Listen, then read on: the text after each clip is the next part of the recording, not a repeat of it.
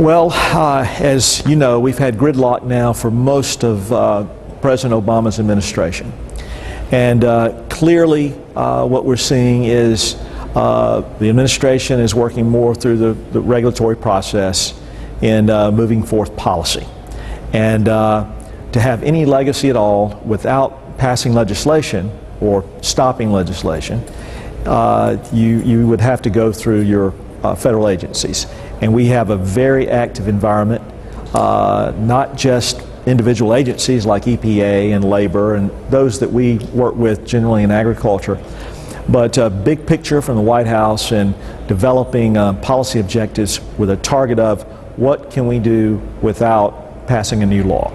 And frankly, we are in a gridlock place. I think what we're going to see maybe less than a dozen legislative days, and here we are in July, before we finish the year. And so we'll wrap up in September, not having done a lot, and go home until after the elections, quite possibly a lame duck. They'll have a continuing resolution for appropriations bills and that sort of thing.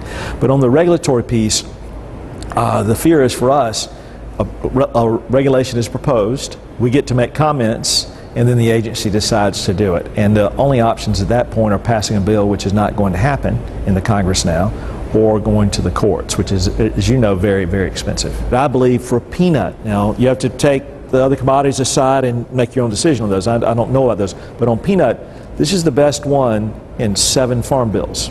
And it's really important for growers to recognize that. They did a great job with less resources.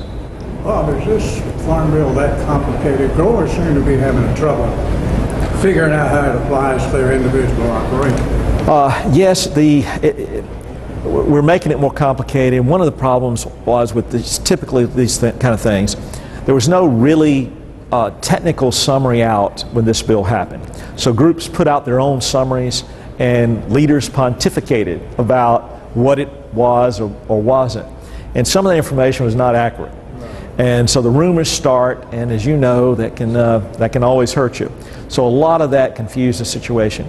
The bottom line is the generic acre piece, which is certainly makes sense and is definitely workable, and is a benefit to southern agriculture, because we saw it with peanut quota where we had a government buyout. We saw it with tobacco quota where you had a government buyout. We saw it with the Dairy Adjustment Act with a buyout in dairy in 1983. So we've done this before. That wasn't going to happen with cotton base. That base has value.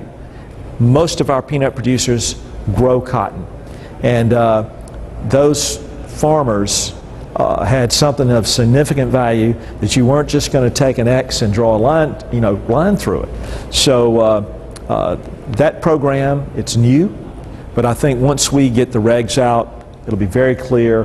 We'll have our folks, the crop insurance agents that understand these programs, they're going to be on top of it. Bank lending officials will be on top of it. Farm credit. We'll see a host of our USDA employees that are active with it.